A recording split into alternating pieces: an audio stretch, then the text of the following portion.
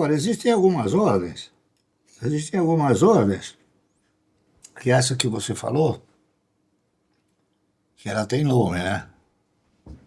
Ela chama Ordem Allan Kardec, Uhum. porque é uma ordem espírita. Por exemplo, o papel está R$1, se quer comprar 70 centavos. Então você deixa lá. Ela está lá, torcendo para que alguém um dia bata 70 centavos. Que é a Por isso VAC, que ela é né? espírita, né? Que é a ordem VAC, válida até cancelar, né? Então É, você o VAC, apagou é. lá e deixa, né? Deixa o mercado fazer, que é o melhor operador da bolsa, né?